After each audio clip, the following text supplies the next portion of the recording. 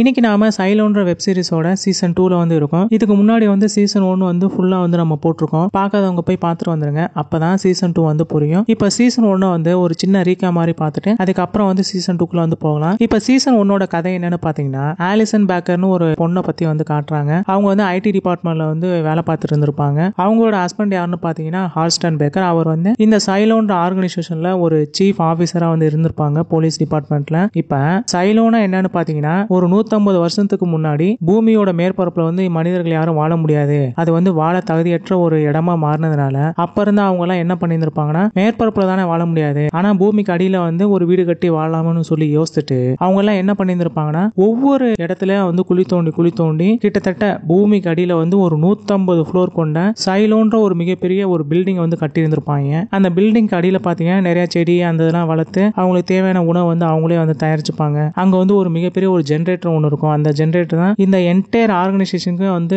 Power supply வந்து கொடுக்கும். அந்த சைலோன்ற அந்த ஆர்கனைசேஷனுக்குள்ள பாத்தீங்கன்னா கிட்டத்தட்ட ஒரு 10,000க்கு மேற்பட்ட மக்கள் இருப்பாங்கன்னு வச்சுக்கோங்களேன். ஒரு மினி கண்ட்ரி மாதிரி இருக்கும். இது பாத்தீங்கன்னா ஒவ்வொரு செக்டரா வந்து பிரிச்சு இருந்திருக்கும். இப்ப அது பாத்தீங்கன்னா ஒரு செங்குத்தான ஒரே ஸ்ட்ரக்சரா இருக்கும். ஒரு பக்கம் போறதுக்கு ஒரு வழியும் இன்னொரு பக்கம் போறதுக்கு இன்னொரு வழியும் அந்த மாதிரி பிரிச்சு இருந்திருக்கும். இப்ப இந்த ஆலிசன் சொல்ல போற அந்த லேடி என்ன பண்றாங்க, அவங்களுக்கு வந்து பிரெக்னன்ட் ஆயிருந்திருப்பாங்க. இந்த சைலோன்ற ஆர்கனைசேஷனை பொறுத்த வரைக்கும் அந்த ஆர்கனைசேஷன் வந்து யாரு வந்து கர்ப்பமாகணும்னு நினைக்கிறாங்க அப்படிங்களோ அவங்கள மட்டும் தான் வந்து குழந்தை பெத்துக்கு வந்து அனுமதிப்பாங்க. ஆனா இவங்களுக்கு வந்து அது நடக்காம போயிருது. சோ அவங்க என்ன நினைக்கிறாங்கன்னா, அங்க இருக்க அந்த டாக்டர் வந்து தன்னை ஏமாத்திட்டான் அப்படின்னு வந்து நினைக்கிறாங்க. ஆனா அது வந்து உண்மை கிடையாது. ஏன்னா அங்க வந்து ஒரு கம்ப்யூட்டர் இன்ஜினியர் ஒருத்தர் வந்து இருந்திருப்பான், டேவிட்னு. அந்த பையன் என்ன பண்ணிருப்பானா, இந்த மாதிரி எனக்கிட்ட வந்து ஒரு ஃபிளாப்பி டிஸ்க் ஒன்று இருக்கு, அந்த டிஸ்கை வந்து என்னால ஓபன் பண்ண முடியல மேடம், நீங்க வந்து ஓபன் பண்ணி கொடுங்கன்னு சொல்லி நம்ம ஆலிசன் கிட்ட தான் வந்து கேட்டு இருந்திருப்பாங்க. ஆலிசன் என்ன பண்ணிருப்பாங்கன்னா, அந்த டிஸ்கை ஓபன் பண்ணிட்டு அதுக்குள்ள இருக்க எல்லா டேட்டாவையும் வந்து பாக்குறாங்க. அப்ப அதுல பாத்தீங்கன்னா ஒரு பொண்ணு ஒருத்தவங்க வந்து பேசுறாங்க, இந்த மாதிரி சைலோன்றது இந்த மாதிரி வந்து கிடையாது, அவங்க வந்து நம்ம கிட்ட தப்பா வந்து எல்லாத்தையும் வந்து கம்யூனிகேஷன் பண்ணி வச்சிருக்காங்க. ஏன்னா அதோட பேக் ஸ்டோரி என்னன்னா, இந்த சைலோ வந்து ஒரு ஆர்கனைசேஷன் வந்து சம் செட் ஆஃப் லீடர்ஸ் வந்து இருப்பாங்க. அவங்களாம் என்ன பண்ணுவாங்கன்னா, இந்த மாதிரி இந்த ஆர்கனைசேஷனை விட்டு யாரும் வெளியில போக கூடாது, பூமியோட மேற்பரப்பு வந்து ரொம்ப மோசமானது, அங்க போன யாருமே வந்து உயிரோட திரும்பினது இல்ல. ஏன்னா இந்த ஆர்கனைசேஷனை சுத்தி நிறைய கண்ணாடிகளா இருக்கும். அந்த ஆர்கனைசேஷனுக்கு மேல பாத்தீங்கன்னா, அதாவது பூமியோட தரைத்தளத்துல வந்து ஒரு சின்ன சென்சார் மாதிரி இருக்கும், ஒரு கேமரா வச்சிருந்திருப்பாங்க. அதுதான் என்ன பண்ணுனா, வெளியில எப்படி இருக்கு அப்படின்றத வந்து இவங்களால வந்து பாக்குறதுக்கு இந்த விண்டோ மூலமா வந்து பிரதிபலிக்கும். சோ இங்க இருந்து பாக்குற மக்களுக்கு என்ன தெரியும், வெளியில இருக்கிறது வந்து ரொம்ப மோசமான ஒரு உலகன்ற மாதிரி வந்து காமிச்சிருக்கும். ஏன்னா பார்க்க பாலைவனம் மாதிரி இருக்கும். அதனால அங்க இருக்க மக்கள் எல்லாருமே வந்து ஓகே, வெளியில போனா இங்க இருக்க லீடர்ஸ் எல்லாம் சொல்ற மாதிரி நம்ம எல்லாம் வந்து இறந்து போயிருவோம் போல, பாக்குறதுக்கே ரொம்ப பாலைவனம் மாதிரி இருக்கு அப்படின்னு சொல்லி அவங்கள நினைச்சு வாழ்ந்துட்டு வந்திருப்பாங்க. ஆனா இந்த டேட்டால பாத்தீங்கன்னா அந்த பொண்ணு என்ன சொல்லி இருந்திருப்பாங்கன்னா, இந்த மாதிரி குழந்தை பத்துக்கு வருவது வந்து அவங்களோட டிசிஷன் தான், அது நம்ம கையில இல்ல. அதே மாதிரி சைலோவோட வெளி உலகம் வந்து இந்த மாதிரி கிடையாதுன்னு சொல்லிட்டு நிறைய போட்டோஸ் வீடியோஸ் எல்லாமே இருக்கும். அந்த போட்டோஸ் வீடியோஸ்ல பாத்தீங்கன்னா நல்ல பச்சை பசுமையான இடமா இருந்திருக்கும், நிறைய குருவிகள்லாம் பறக்கிற மாதிரி இருந்திருக்கும், நிறைய மரங்களா இருக்கும். இப்படி ஒரு அழகான இடம் வந்து வெளியில இருக்கு. ஆனா இந்த ஆர்கனைசேஷன்ல உள்ள லீடர்ஸ் எல்லாமே நம்மள வந்து வெளியில போக விட மாட்டேன்றாங்களே அப்படின்னு அந்த ஆலிசன் வந்து நினைச்சுக்கிறாங்க. அதே மாதிரி அவங்களோட குழந்தைய வந்து பிறக்காம கலைஞ்சு போயிது இல்லையா, இந்த வியக்தியில அவங்க என்ன பண்ணிருப்பாங்கன்னா, அங்க இருக்க லீடர்ஸ் கிட்ட எல்லாம் வந்து சொல்லி இருந்திருப்பாங்க. அதுக்கப்புறம் அவங்க என்ன பண்ணிருப்பாங்கன்னா, சரி உனக்கு இஷ்டனா நீ வந்து போ அப்படின்ற மாதிரி சொல்லி இருந்திருப்பாங்க. அப்படி முறையா வெளியில போற அந்த பொண்ணு என்ன பண்றாங்கன்னா, வெளி உலகத்தை வந்து பாக்குறாங்க. ஆனா அதே மாதிரி அங்க பாத்தீங்கன்னா ஒரு மரம் இருந்திருக்கும். அந்த மரத்துக்கிட்ட போறதுக்கு முன்னாடி வந்து அவங்க கீழே விழுந்து இறந்து போயிருந்திருப்பாங்க. இப்ப இந்த விஷயத்தால ரொம்ப சோகமாக இந்த ஹால்ஸ்டன் என்ன பண்ணிருப்பாங்கன்னா, அந்த ஆர்கனைசேஷன்லயே வந்து இந்த கம்ப்யூட்டர் இன்ஜினியர் சொன்னேன் பாத்தீங்களா, அந்த பையன் மர்மமான முறையில வந்து இறந்து போயிருந்திருப்பான். அந்த பையன் வந்து யாரோட பாய் ஃப்ரெண்டுன்னு பாத்தீங்கன்னா, நம்ம கதாநாயகியான ஜூலியட்டோட பாய் ஃப்ரெண்டு. சோ ஜூலியட் என்ன பண்ணாங்கன்னா, இந்த மாதிரி அந்த பையன் வந்து என்கிட்ட நேத்து தான் வந்து ரொம்ப நல்லா பேசிட்டு இருந்தான், அதுக்குள்ள வந்து எப்படி இறந்து போனா, இந்த சாவுல ஏதோ மர்மம் இருக்குன்னு சொல்லிட்டு அந்த பொண்ணு என்ன பண்ணாங்கன்னா, இந்த போலீஸ்காரங்க கிட்ட வந்து கேட்டு இருந்திருப்பாங்க. இவங்க 2 பேர் வந்து ஒரு அக்ரிமெண்ட் மாதிரி போட்டுப்பாங்க, இந்த மாதிரி என்னோட ஒய்ஃப் வந்து வெளியில போய் இறந்து போயிட்டாங்க, அதுக்கான காரணத்தை நீங்க கண்டுபிடிச்சு சொல்லுங்க, உங்க பாய் ஃப்ரெண்ட் வந்து எப்படி இறந்து போனான்றதுக்கான காரணத்தை வந்து நான் கண்டுபிடிச்சு தரேன்னு வந்து சொல்லியிருந்திருப்பாங்க. இப்படியே ஒவ்வொரு எபிசோடா வந்து போகுது. கடைசியில என்ன ஆச்சு அப்படின்ற மாதிரி தான் வந்து இந்த எபிசோடே முடிச்சிருந்திருப்பாங்க. சோ கடைசி என்ன இருக்குன்னு பாத்தீங்கன்னா, நம்ம ஜூலியட் என்ன பண்ணிருப்பாங்கன்னா, அந்த ஆர்கனைசேஷன்ல சிம்னு ஒருத்தர் இருப்பான். சோ அவன் தான் வந்து எல்லாத்துக்கும் வந்து ஒரு பெரிய வில்லனா இருப்பான் போல, அவன் தான் இந்த என்டையர் ஆர்கனைசேஷனை வந்து கட்டுப்படுத்துறான் அப்படின்னு வந்து நினைச்சிருந்திருப்பாங்க. கடைசியா நானும் வந்து இங்க இருக்க மாட்டேன், நீங்க எல்லாருமே வந்து ஏமாத்துறீங்கன்னு சொல்லிட்டு நம்ம ஜூலியட் என்ன பண்றாங்கன்னா, போராடி கடைசியா வெளியிலயும் போயிடுறாங்க. வெளியில போனதுக்கு அப்புறம் இவங்க என்ன பண்ணிருப்பாங்கன்னா, ஒரு இடத்துல இருந்து இன்னொரு இடத்துக்கு வந்து ஒரு மெசேஜோ ஒரு டேட்டாவோ டிரான்ஸ்பர் பண்ணும்போது அந்த டிரான்ஸ்மிட்டர் வந்து குறிப்பிட்ட தொலைவு மட்டும் தானே வந்து அதோட டேட்டா வந்து அனுப்ப முடியலையா. சோ இவங்க என்ன பண்ணிருப்பாங்கன்னா, இந்த மாதிரி யாரெல்லாம் வந்து வெளியில போறாங்க அப்படின்னு சொல்லி ஆசைப்படுறாங்களோ அவங்க எல்லாத்தையும் வந்து வெளியில போக வந்து அனுமதிச்சிருப்பாங்க. அனுமதிச்சிருப்பாங்க. ஆனா அப்படி அனுமதிச்சதுக்கு அப்புறம் அவங்க என்ன பண்ணியிருந்திருப்பாங்கன்னா இந்த வெளி உலகம் எப்படி இருக்குன்றத வந்து காட்டுறதுக்காண்டி இவங்களே வந்து ஒரு டெம்ப்ளேட் மாதிரி ஒன்று வந்து ரெடி பண்ணியிருந்திருப்பாங்க போல. அது மூலமா வந்து வெளியில போனதுக்கு அப்புறம் அவங்க என்ன பாக்குறாங்களோன்றத வந்து இந்த விண்டோ மூலமா உள்ள இருக்க மக்களால வந்து பார்க்க முடியும். ஸோ அந்த டெம்ப்ளேட்ல எப்படி இருக்குன்னு பாத்தீங்கன்னா நல்ல கிரீனரியான ஒரு வீடியோ வந்து காமிச்சிருந்திருப்பாங்க. அதை வந்து எல்லாரும் வந்து பார்த்துருப்பாங்க. ஆனா குறிப்பிட்ட தூரம் நம்ம ஜூலியட் வந்து நடந்து போனதுக்கு அப்புறம் அந்த வீடியோ வந்து கட் ஆயிரும். தட் மீன்ஸ் அப்பதான் அவங்களுக்கே புரியும் இவங்க வந்து நம்மளை ஏமாத்திருக்காங்க அப்படின்ட்டு. அதுக்கப்புறம் வெளியில போற அந்த பொண்ணோட வீடியோ வந்து இங்க கட் ஆயிரும். அந்த பக்கம் பாத்தீங்கன்னா அந்த பொண்ணு என்ன பண்ணிருப்பா, அந்த மரத்தை தாண்டி வெளியில போயிருந்திருப்பா. அப்பதான் அந்த பொண்ணு சுத்தி பாக்குறான், இங்க இருக்க மாதிரியே நிறைய சைலோ வந்து அங்க வந்து இருக்கு. இதே மாதிரி மக்கள் அந்த சைலோக்குள்ள வந்து இருப்பாங்க போல. அது எல்லாத்தையும் பாக்குறான். இந்த உலகமே பாக்குறதுக்கு ரொம்ப பாலைவனம் மாதிரி இருக்கு. அப்ப இவங்க முன்னாடி சொன்ன மாதிரி அதெல்லாம் உண்மையா இருக்குன்னு வந்து அவளை நினைச்சுக்கிறான். அப்படியே நடந்து போற மாதிரி இருக்கு. அதோட சீசன் 1 வந்து முடிஞ்சிருக்கும். இப்ப சீசன் 2 வந்து போகலாம். இப்ப எபிசோட் 1 த என்ஜினியர். இந்த எபிசோட்ல என்னாகன்னு பாத்தீங்கன்னா சீசன் 1 எண்ட்ல நம்ம ஜூலியட் என்ன பண்ணிருப்பாங்க, அந்த சைலோண்ட் ஆர்கனைசேஷனை விட்டு வெளியில தப்பிச்சு வந்திருந்திருப்பாங்க. அங்க வந்ததுக்கு அப்புறம் அவங்க வந்து ஒவ்வொரு இடமா வந்து போய்கிட்டே இருக்காங்க. அப்ப அவங்க வந்து அங்க இருக்க நிறைய சைலோ வந்து பாக்குறாங்க. இந்த மாதிரிதான் மக்கள்லாம் வந்து வாழ்ந்திருப்பாங்கன்னு அவன் வந்து நினைச்சுக்கிறான். அப்ப கீழே வந்து பாக்குறான், நிறைய மக்கள் வந்து வெளியில இதே மாதிரி வந்து இறந்து போய் கடந்திருப்பாங்க போல. அவங்களோட எலும்பு கூடு மட்டும்தான் இருக்கு.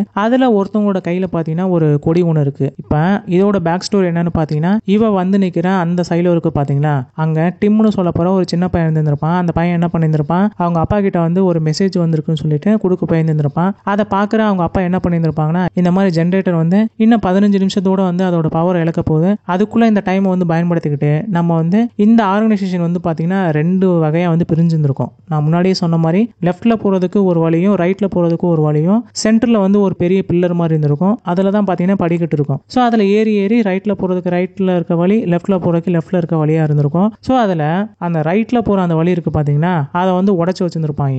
இவங்க என்ன பண்ணிருப்பாங்கன்னா, லெஃப்ட்ல இருக்கவங்களாம் வந்து இந்த மாதிரி நாங்க வந்து இந்த சைலை விட்டு வெளியில போகணும்னு சொல்லி விரும்புறவங்க, அவங்களாம் என்ன பண்ணிருப்பாங்கன்னா, நாங்க வந்து வெளியில போகணும்னு சொல்லிட்டு உள்ள இருந்து அந்த பக்கம் போகணும். அப்படின்னா அந்த பில்டிங்கை விட்டு வளைச்சுதான் போகணும். ஸோ அதனால அவங்க என்ன பண்ணிருப்பாங்கன்னா, உள்ளுக்குள்ளே வந்து ஒரு பெரிய போராட்டமே வந்து வெடிச்சிருந்திருக்கும். அதுல என்ன பண்ணிருப்பாங்கன்னா, அந்த இப்ப ரைட்ல போறதுக்கான அந்த படிக்கட்டு, அந்த பாலம் மாதிரி இருக்கும் பாத்தீங்களா, அது எல்லாத்தையும் வந்து உடச்சுட்டு வச்சிருந்திருப்பாங்க. அப்பதானே அவங்க வந்து இங்கிருந்து அந்த பக்கம் வந்து போக முடியாது இல்லையா. ஸோ அதனால என்ன பண்ணிருப்பாங்கன்னா, இவங்க எல்லாம் வந்து ஒரு போராட்டம் பண்ணி அந்த சைடு போலான்னு வந்து முயற்சி பண்ணிருப்பாங்க.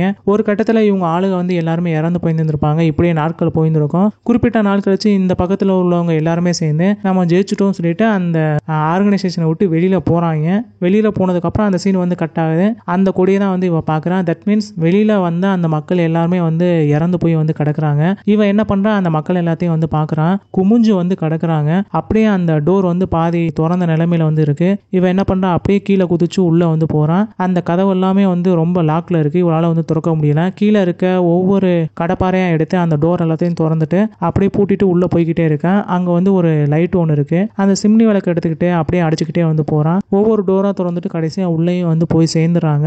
அங்க போனதுக்கு அப்புறம் பாத்தீங்கன்னா அப்படியே ரொம்ப பாலடைஞ்ச நிலைமையில வந்து இருக்கு. தட் மீன்ஸ் அவங்க எல்லாமே வந்து வெளியில வந்து இந்த மாதிரி எலும்பு கூட கிடக்குறாங்க அப்படின்னா கண்டிப்பா இந்த சம்பவம் வந்து ஒரு 20-30 வருஷத்துக்கு மேலேயாச்சும் ஆயிருக்கணும் இல்லையா. அதை வந்து அவ புரிஞ்சுக்கிறான். அப்படியே அந்த பில்டிங் எல்லாமே வந்து ரொம்ப உடஞ்சு போய் நாசமான நிலைமையில வந்து கிடக்கு. எலக்ட்ரிசிட்டி கூட அந்த அளவுக்கு இல்ல. இவன் என்ன பண்றான், அந்த கதவை திறக்கிறேன்னு சொல்லிட்டு அவன் என்ன பண்ணிருப்பான், மேல இருந்து கீழே விழுந்திருப்பான். அதுல பாத்தீங்கன்னா இவ போட்டிருந்த அந்த ஷூட் வந்து கொஞ்சமா உடைய ஆரம்பிச்சிருக்கும். இவளால வந்து சுவாசிக்க முடியாத நிலைமைக்கு வந்து போயிருந்திருப்பான். கையில வச்சிருக்க அந்த இரும்பு ராடை வச்சு அந்த ஹெல்மெட்டை வந்து உடைச்சிட்டு அதுக்கப்புறம் தான் அவளை வந்து சுவாசிக்கவே முடிஞ்சிருக்கும். அவ அப்படியே போறான். அதே மாதிரி அந்த மெக்கானிக்கல் ரூம் தானே, இவங்க வந்து மெக்கானிக்கல்ல தானே வேலை பார்ப்பாங்க இல்லையா. ஸோ அந்த டவுன் ஃப்ளோர்ல இருக்க அந்த மெக்கானிக்கல் ரூம்ல இருக்க அந்த ட்ரெஸ்ஸை வந்து எடுத்து போட்டுக்கிறான். அங்க இருக்க அந்த டூல்ஸ் பேக்லாம் எடுத்துக்கிட்டு அப்படியே சுத்தி பார்த்துட்டு இருக்காங்க. அப்போ ஒரு கட்டத்துல இவங்களுக்கு வந்து புரியுது, இந்த மாதிரி இந்த பில்டிங்ல இருந்து அந்த பில்டிங்கு போற அந்த பாலம் வந்து உடஞ்சிருக்கு. ஸோ சம்திங் இங்க இருந்து ஏதோ அந்த பக்கத்து போக கூடாதுன்னு சொல்லிட்டு தான் ஏதோ ஒரு பெரிய போராட்டம் நடந்திருக்கும்னு நினைக்கிறேன்னு சொல்லிட்டு அந்த பொண்ணு என்ன பண்றாங்க, இங்க இருந்து எப்படி அந்த பக்கம் போகணும்னு நினைச்சிட்டு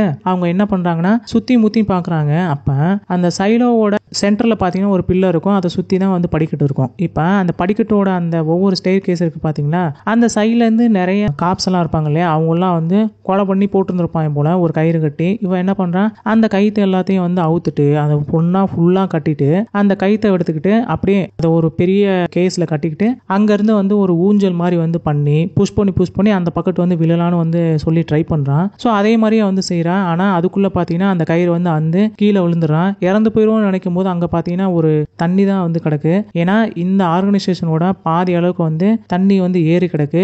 ஏன்னா இதுக்கு கீழே வந்து மக்கள் யாருமே கிடையாது, மேல மட்டும் தான் யாராச்சும் இருப்பாங்க போலன்னு வந்து நினைச்சுக்கிறான். அப்புறம் அங்கிருந்து எப்படியோ வந்து நீச்சல் அடிச்சுட்டு மறுபடியும் வந்து எந்திரிச்சு வர்றான். அப்ப அவளுக்கு பாத்தீங்கன்னா நிறைய விஷயங்கள் வந்து ஞாபகம் வருது. இதுக்கு முன்னாடி ஃபர்ஸ்ட் டைம் வந்து எப்படி இந்த சைலோக்குள்ள இந்த மெக்கானிக்கல் டிபார்ட்மெண்ட்டுக்குள்ள வந்து சேர்ந்தான், அங்க எப்படி வந்து அந்த வேவரை வந்து சந்திச்சான், அங்க வந்து எப்படி ஷெர்லி கூட வந்து ஃப்ரெண்ட் ஆனா, அங்க இருக்கவங்க எல்லாரும் கூட வந்து இவ எப்படி பேச ஆரம்பிச்சா அப்படின்னு சொல்லி எல்லாத்தையும் வந்து நினைச்சு பாக்குறான். ஸோ வந்து அதுல இருந்து தோண்டு போகல, மறுபடியும் எந்திரிக்கிறான். அங்க இருக்க நிறைய பைப்பெல்லாம் இருக்கும் பாத்தீங்களா, அந்த மாதிரி இரும்பு பைப்பு நிறைய வந்து எடுத்துக்கிறான். அதை வந்து ஒரு கயிறு போட்டு கட்டி நிறைய போல்ட் போட்டு டைட் பண்ணிட்டு இந்த சைட்ல இருக்கிறதுக்கும் அந்த சைட்ல இருக்கிறதுக்கும் நடுவுல வந்து ஒரு பெரிய பாலம் மாதிரி வந்து போட்டுறான். அவ்வளவு பெரிய ஏணி மாதிரி செஞ்சுட்டு அது மேல வந்து நடந்து போறான். இந்த டைம் வந்து நம்ம கீழே விழுந்துடக்கூடாதுன்றதுக்காண்டி ஒரு கயிறை வந்து தன்னோட இடுப்புல கட்டிக்கிட்டு அப்படியே மெதுவா நடந்து போறாங்க. குறிப்பிட்ட தூரம் அந்த நடுவுல போனதுக்கு அப்புறம் அந்த இது வந்து அப்படியே வெயிட் தாங்காம கீழே விழுக போகுது. இவன் என்ன பண்ணிருப்பா, டக்குன்னு ஏறி கூச்சிருந்திருப்பான். அப்படியே அந்த சைட்ல இருக்க அந்த கட்டையை பிடிச்சிட்டு அப்படியே தொங்குறான். கடைசியா எப்படியோ வந்து அவ தப்பிச்சு அந்த பக்கத்து வந்து போய் சேர்ந்துறான். சரி, அந்த பக்கத்து போனால வச்சு யாராச்சும் இருப்பாங்கன்னு சொல்லிட்டு ஹலோ ஹலோன்னு வந்து கத்திட்டே வந்து போறான். ஏன்னா ஒரு சவுண்டா வந்து கேட்டு இருந்திருக்கும். போய் பார்த்தா ஒரு ஃபேன் தான் வந்து ஓடிட்டு இருந்திருக்கும். அதை ஆஃப் பண்ணிட்டு அப்படியே வந்து சுத்தி பார்த்துக்கிட்டே இருக்கான். அங்கேயும் வந்து யாருமே இல்லை. என்னடா இது யாருமே இல்லைன்னு வந்து நினைக்கிறேன். ஆனா அதுக்கு முன்னாடி இவன் என்ன பண்ணிருப்பானா, இந்த கயிறு வந்து அந்து போச்சு பாத்தீங்களா, அந்த கயிறை வந்து மறுபடியும் வந்து இவன் இந்த இரும்பு ரால்லாம் போட்டு இந்த ஏணி பண்றதுக்கு முன்னாடியே வந்து பார்த்துருப்பா. அந்த கயிறு வந்து தானா அந்து விழுகல, அதை யாரோ வந்து அறுத்துட்டு இருந்திருப்பாங்க போல.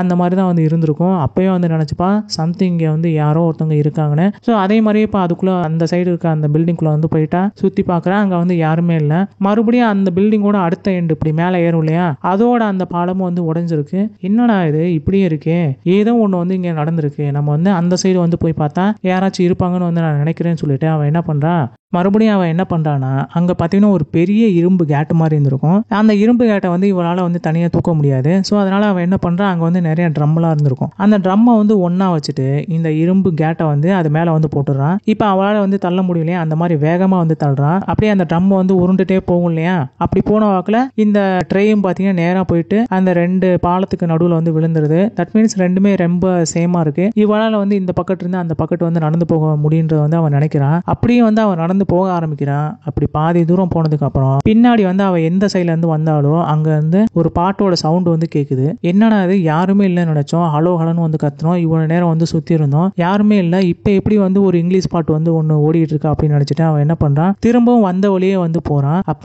அங்க பாத்தீங்கன்னா வந்து ஒரு என்ஜின் ரூம் மாதிரி ஒண்ணு வந்து இருந்திருக்கும். அதுக்குள்ள வந்து அவ அப்போதைக்கு போயிருந்திருக்க மாட்டாங்க. இப்போ அவன் என்ன பண்றான், அந்த டோரை திறந்துட்டு அப்படியே உள்ள போறான். அங்க பாத்தீங்கன்னா இன்னொரு டோர் ஒன்னு இருக்கு. அந்த டோரை வந்து திறக்கலான்னு வந்து முயற்சி பண்றான்.